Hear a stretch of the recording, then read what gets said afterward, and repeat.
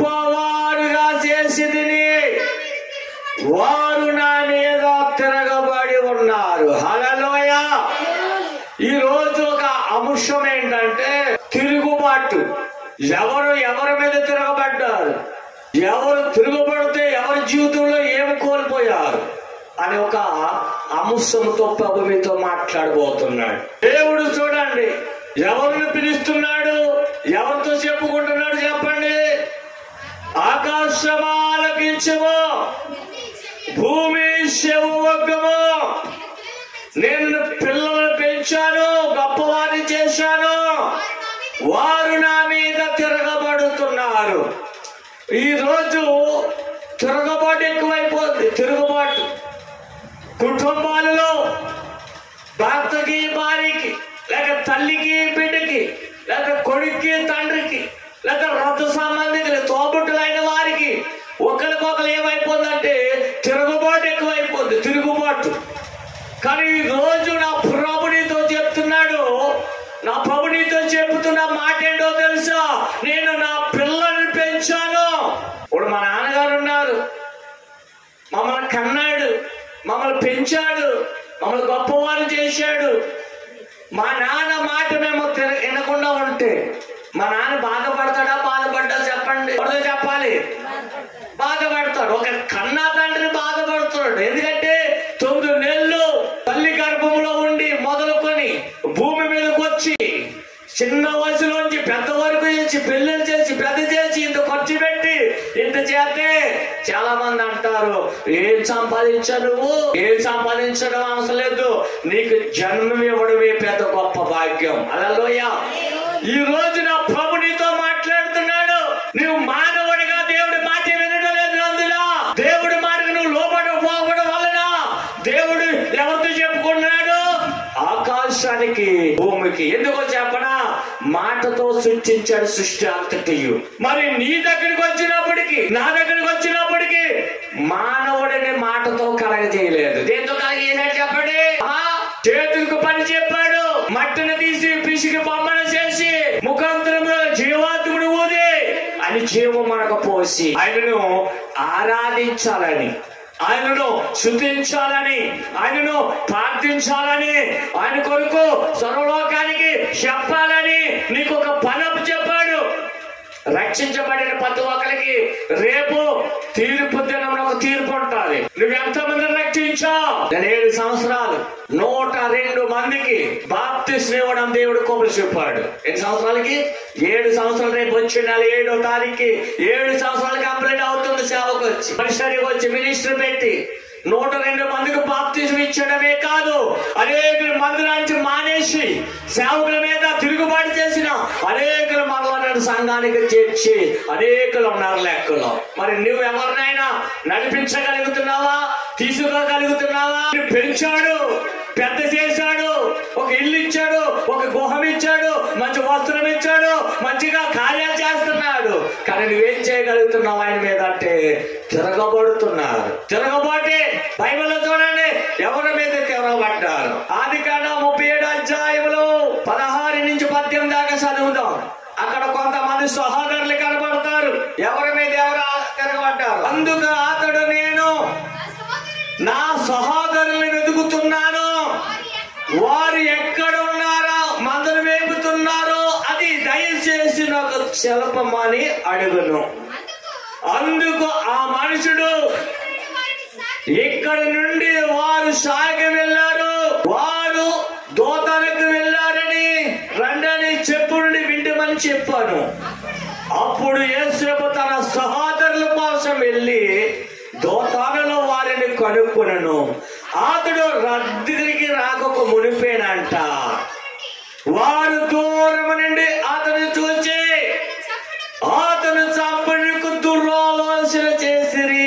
యేసేపు వాళ్ళ తండ్రి చెప్పిన మాటలు విని, ఇదిగో మందను మేపడానికి వెళ్ళాలి సహోదరులు, వాళ్ళు శ్యామముగా ఉన్నారా ఏంటో చూసు రామని ఆ చిన్నవాడని యేసేపుని పంపిస్తే, యేసేపు వెళ్ళిన స్థలములో అన్నదమ్ములు లేకపోవడం వల్ల అటు ఇటు తిరుగులాడుతుంటే కొంతమందిని అడుగుతుంటే, ఇదిగో నేను ఇక్కడ చెప్పుకోవడం నేను విన్నాను, పలానా దోతానికి వెళ్తున్నారు.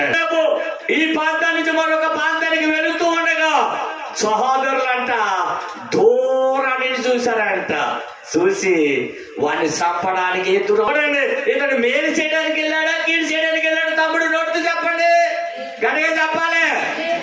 మేలు చేయడానికి వెళ్ళాడు. వాళ్ళు ఏ ఆలోచన కలిగి ఉన్నారు? దురాలోచన. ఇవాళ మనిషికి దురాలోచన ఎక్కువైపోయింది, దుర్బుద్ధి ఎక్కువైపోయింది, దుర్తలపులు ఎక్కువైపోయాయి. ఏం సంపాదించాలి, ఎలా సంపాదించాలి, ఎలా పోగొట్టాలి? నేను అంటాను, నీ కూడా ఏమి రాదు. హల్లెలూయ.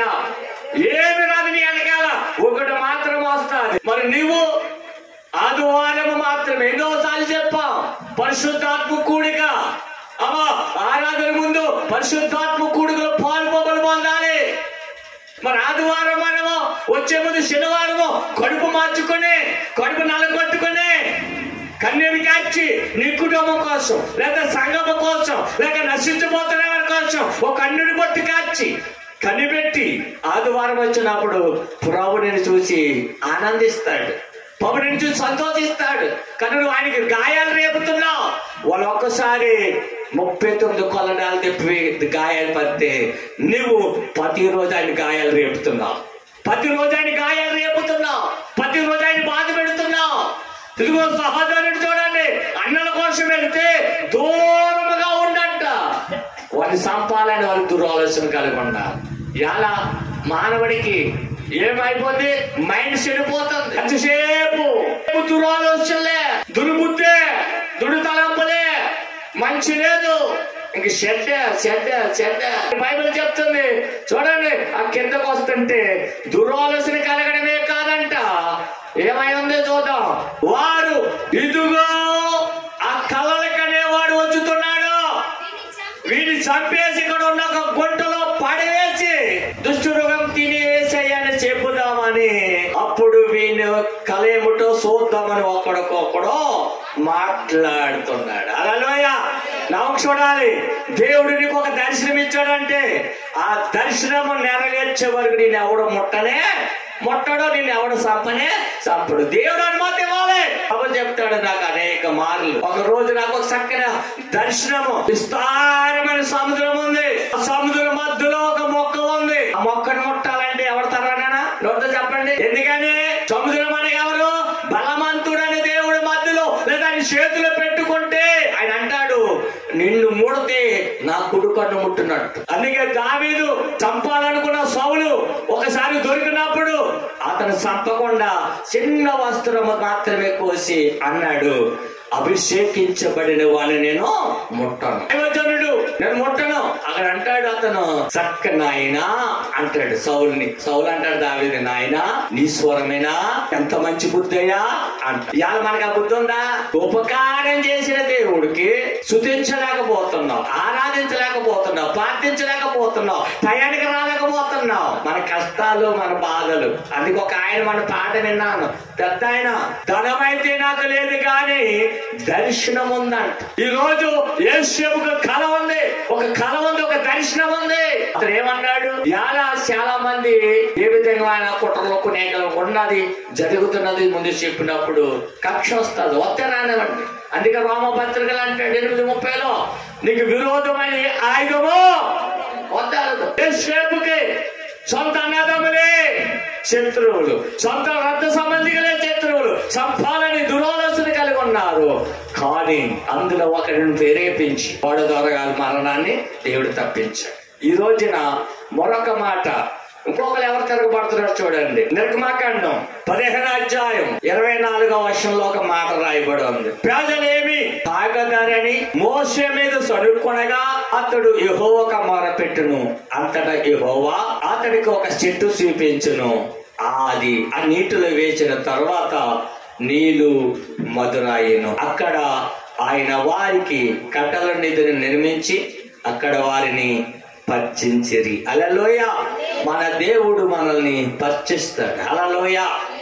మన దేవుడు మనల్ని పర్చిస్తాడు. పరీక్షలు ఎవరికి వస్తాయి? చదువుతున్న వారికి వస్తాయి. ఆ చదువుతున్న వారి పరీక్షలు వచ్చినప్పుడు మధ్య కాలంలో ఇంకా ఎగ్జామ్ రిజల్ట్స్ రాకుండానే ఫెయిల్ అయిపోతానని బెమతో అతను సూసైడ్ చేసి చచ్చిపోయాడు. ఏంటిది? ఆలోచన. మరొక కుమారుడు 10th, అన్ని సబ్జెక్టులు ఫెయిల్ అయిపోయారు. వాళ్ళ తల్లిదండ్రులు ఏం చేశారు చెప్పనా, చక్కగా కేక్ తెచ్చి కేక్ కట్ చేసి భుజం తట్టి అంటున్నారు, బాబు ఫెయిల్ అయిపోయిన అభ్యంతరమే లేదు, భయం లేదు, మళ్ళీ కట్టుకో, మళ్ళీ పాస్ అవుతానులే, ఎటువంటి తప్పు భయము పడవద్దు అన్నాడు. ఇది తల్లిదండ్రులు ఒక భరోసా. ఇలా చాలా మంది మరణమే చచ్చిపోతే చాలు. కొంతమంది కోడనేసి కొట్టుకుంటారు, తలుపులు వేసి కొట్టుకుంటారు, సాకులతో కోసుకుంటారు. ఎంత బుర్ర పనిచేయని వారు చేసే పనులు. బైబిల్ చెప్తుంది మోషే మీద సనుక్కున్నారంటాడు. మోషేని విడిపించడానికి చావుకుడిగా పనిస్తే ఆయన మీద సనుక్కున్నారు. ఆ నీళ్లు సేదయ్యిపోయంట. ఒక చెట్టు ఉంది, ఆ చెట్టుని చూపించాడు. ఎలా చెట్టు మనకి ఎవరై ఉన్నారో తెలుసా? మన క్రీస్తుని యేసుక్రీస్తు వారు సాదృశ్యంగా ఉన్నారు. ఎవరి జీవితంలో చేదు ఉంటాదో, ఎవరి జీవితంలో శాపం అంటాదో, ఎవరి జీవితంలో రోగం అంటాదో, ఎవరి వైపు చూడాలి? ఆనాడు ఆ చెట్టు వైపు చూసిన వారు మనం ఎవరి వైపు చూడేయాలా?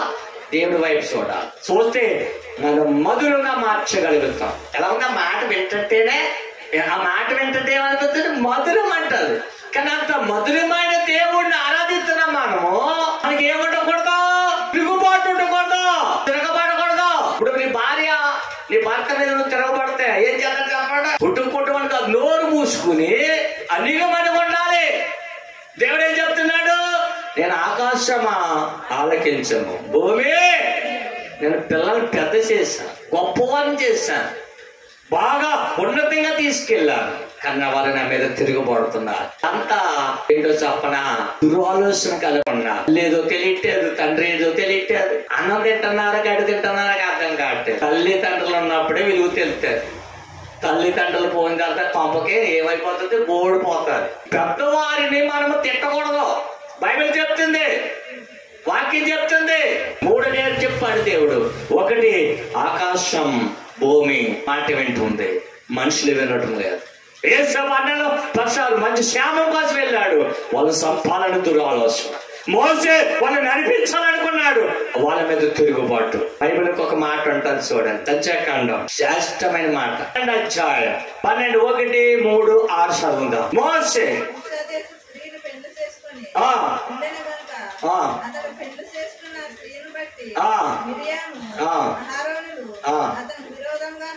ఒక నిమిషం ఏమండి, ఆరోనికి మిరియామకి ఎందుకంటే పెళ్లి చేసుకున్నవాడు బాగానే ఉన్నాడు.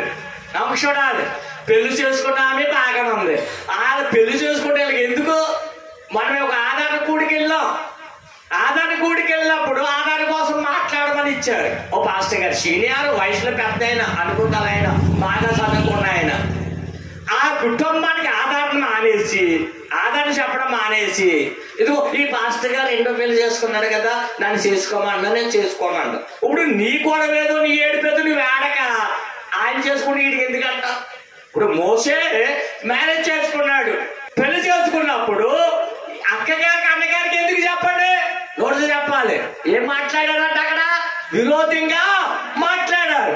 మాట్లాడితే దేవుడు ఏం చెప్తున్నాడు అక్కడ 3వ వర్షంలో 12:3లో? మోసే అమ్మా భూమి మీద ఉన్న జనులందరిలో మిక్కిలి శ్వాస. ఎవరు చెప్తున్నాడు సర్టిఫికెట్? నవ్వు చూడాలి. ఎవరో దేవుడు, స్వయాన దేవుడు చెప్తున్నాడు, ఈ భూమి మీద ఉన్న పిల్లలందరూ నా మోసే, నా సేవకుడు, స్వాస్థకుడు. అంటే ఎవరేమన్నానంట పట్టించుకోడు, చిరునవ్వుతో సమాధానం చెప్తాడు. మనం చిరునవ్వు మొక్కలు ఇంత అయిపోతాయి. అప్పుడు దాకా ఎంత ఉంటుంది మొక్కం, ఎంత అయిపోతుంది. తాటికెళ్ళి చూడండి, ముక్కుపోతే రూతమ్మ పగిలితే ఏమైపోతుంది? ఇలా తాకిపోయినట్టు మన మొక్కలు ఇలాగ అయిపోతాయి. కానీ మోసే ఏమంటున్నాడంట? మోసే కోసం దేవుడు ఏం చెప్తున్నాడు చెప్పండి? నా సేవకుడు మిక్కిలి. మాకు ఈ మనసు ఉందా? నీకు చెప్పండి. భార్య భర్తలకి ఇది ఉందా? అత్త కోడలకి ఇది ఉందా? కొడుకు కోడలకి ఉందా? నేను చచ్చినా తగ్గకపోతే దేవుడు తగ్గిస్తాడు. హల్లెలూయా, హల్లెలూయా. దేవుడు ఒక సన్నిధిలో తాను నోట్లో చెప్పాలి, తాను తగ్గించుకోవడంలో గొప్పతనం నా సంగతి నీకు తెలియట్లేదు. నేను తగ్గనంటారు చాలా మంది. తగ్గేవాడే గొప్పోడు. తగ్గాలి, ప్రతి ఒక్క విషయంలో తగ్గాలి. ప్రభువు చెప్తున్నాడు కదా, మిక్కిలి నా సేవకుడు స్వాస్థకుడు. అంటే ఎవరేమన్నా సరే ఆ మనిషి ఉన్నవాడు చిరునవ్వుతో చెప్తాడు సమాధానం, చిరునవ్వుతో చెప్పేస్తాడు. ఈ రోజు నీకు ఒక మనిషి ఉండాలి.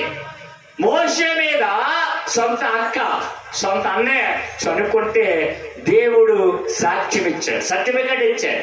అదే దేవుడు ఏం చెప్తున్నాడు 6వ వచనంలో?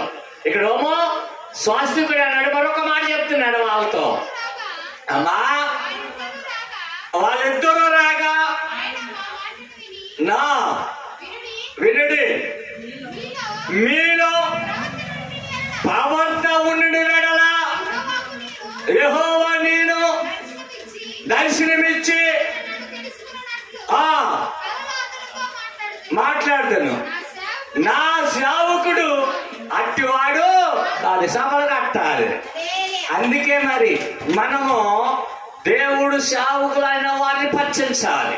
చాలా మంది, నేను మొన్న వెళ్ళి 5 నిమిషాలు వాక్యం చెప్పాను, 4 నిమిషాలు చెప్పాను, 5 నిమిషాలు ఇస్తే ఆ వాక్యం చెప్పిన తర్వాత ఆ వాక్యమని ఒక దైవజనుడు ఫోన్ చేశాడు నాకు, పాస్టర్ గారు మిమ్మల్ని పరిశుద్ధాత్మ ఒక నడిపింపులో దేవుడు మిమ్మల్ని వాడుకుంటున్నాడు, దేవుడు చాలా సూటిగా మాట్లాడుతున్నాడు. అదే సమయము మేమందరం ఎప్పుడు ఉండేవారమే, కానీ మీకు సమయం ఇవ్వలేదు. సమయం ఏమంటే అన్నారంట, మీకు ఇష్టమైన వాళ్ళు పిలిచి చేసుకుంటావు అన్నాడంట స్థాయకుడు. నాకు ఇచ్చింది 5 నిమిషాలే. 4 నిమిషాలు వాక్యం చెప్పిన తర్వాత వాళ్ళ రిలేషన్లో కొంతమంది ఫోన్ చేసి నిన్న కాక మొన్న చిన్న ప్రార్థన కోరారు, ప్రార్థన చేయించుకునే వెంటనే వాళ్ళకి స్వస్థత ఇచ్చాడు. ఒకటి. రెండోది గొప్ప ఘనమైన కార్యం చేశాడు వాళ్ళ జీవితంలో. మూడోది వాళ్ళు చెప్తున్నారు, పరిశుద్ధాత్మ దేవుడు మీలో నడుస్తున్నాడు. హల్లెలూయా. దేవుడికి ఆత్మ సేవకుడు గుర్తించాలి. మోషే అంటున్నాడు, మోషే కోసం దేవుడే చెప్పాడు సాక్ష్యం, ఇతడు స్వాస్థకుడు అన్నాడు. మీతో దర్శనాలతోనే మాట్లాడతాను, మీరు ప్రవర్తలే, కానీ మోషే మిలాంటి వాడు కాదు. ఇలా మన ఇంటికి వచ్చేవారు, లేదా మనము చూస్తున్నవారు, వింటున్నవారు, వెళ్తున్నవారు అసలు ఎవరు? ఒకసారి ఆలోచించండి. మోషే కోసం అంతటగా ఎందుకు చెప్పాడు దేవుడు? చెప్పండి. మోషేని చెప్పాడు మోషే కోసం. మోషేని ఎక్కడ పిలిచాడు? గొర్రెలు మేపుతున్నప్పుడు, అగ్ని పొద మండుతున్నప్పుడు పొదలో నుండి ప్రభు పిలిచాడా లేదా? మరి పిలిచిన దేవుడు అప్పుడే ఎలా పిలిచాడో ముందు గుణము 1, బుద్ధి 2, 3 ఎటువంటి స్వభావం కలిగిన వాడు గుర్తించి పిలుస్తాడు, ఊరిని పిలవడం. మరి నేను ఆ తిరుపతి జిల్లా వెళ్ళినప్పుడు 30 మంది వెళ్ళామండి. నేను అప్పుడప్పుడు ఆలోచిస్తాను వాక్యం. ఈ మోషే కోసం ఆలోచించినప్పుడు నేను అనుకుంటా ఉంటాను, ఈ మోషేని పొదలో నుండి పిలిచిన దేవుడు నన్ను తిరుపతి జిల్లాలో మా కీసు శేషులు తల్లి సారమ్మ గారి ద్వారా నన్ను పిలిచాడు. 30 మంది ఉన్నాం అక్కడ. 30 మందిలోని ప్రభు నన్ను ఎందుకు పిలవాలి? నోటితో ఒకసారి ఆలోచించాలి.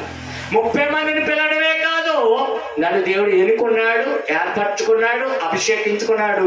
ఆమెతో నన్ను ఇలా అంటకట్టడమే కాదు, తర్వాత అందులో నుంచి ఒక శాఖ, హల్లెలూయా, వాళ్ళది ఆత్మీయతండ్రి గారి పరిచర్య, CAS, క్రీస్తు ఆత్మ అభిషేక పరిచర్య, CAS. మనకేమిచ్చాడు దేవుడు? JCAG. అంటే ఏమున్నాయి? వాళ్ళ దాంట్లో 2 ఉన్నాయి. ఏది? CAS మన దాంట్లో కలిపాడు. దానికంటే ముందు కలిపాడేంటి? J. లాస్ట్ ఏం కలిపాడు? G. అంటే తండ్రిలాగా కాకుండా తండ్రి కంటే మనం అధికంగా ఉన్నప్పుడు పలానాడు కొడుకు అని చెప్పుకోవాలంటే మనం ఏం చేయాలి? తండ్రిలా కాక తండ్రిని మించినట్లుగా ఉన్నప్పుడే కదా తండ్రికి పేరు. తండ్రి కాదేమో క్రీస్తు అభిషేక మహిమ గల. ఇప్పుడు ఎంత గొప్ప సేవకుడినైనా నా తండ్రికి నేను కొడుకునే కదా చెప్పాలి. నా తండ్రికి నేను గొప్పవానేం కాదు, నా కొడుకు అంటాడు ఒక మాటలో, అంతే కదా. ఆ ఘనత మనం సంపాదించుకోవాలి. మోషే ఏమంటున్నాడు? పెళ్లి చేసుకుంటే వీళ్ళకి ఎందుకు చెప్పండి? అక్కగారికి అన్నగారికి ఎందుకు? చనుకోవడం ఎందుకు? చదువుకోవడం ఎందుకు?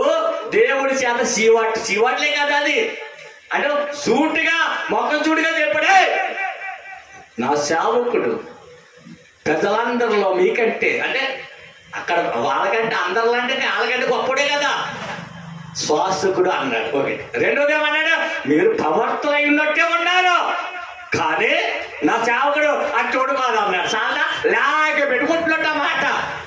అందుకని నేను ఎక్కడికైనా వెళ్తే ఏ స్థలానికి వెళ్ళినా అందరూ అయిన తర్వాత నాకు లాస్ట్లో ఇస్తారు మెసేజ్. నేను అనుకుంటాను నా ప్రభు నన్ను ఎంత ప్రేమిస్తున్నాడు. హల్లెలూయా. ప్రభు ప్రేమించినప్పుడు ఒక ప్రత్యేకంగా ఉంటుంది నా పిలుపు కదా. ఆయన ప్రేమించి ఎలా ఉంటుంది చెప్పండి. అందరికీ ఒకలాగే అయితే మనకు మరొకలాగే ఇస్తాడు. ఏదైనా విధేయత ఇస్తాడు. అక్కడికి వచ్చే చావకాయ ఆ ఫంక్షన్కి తల మెచ్చిపోయింది.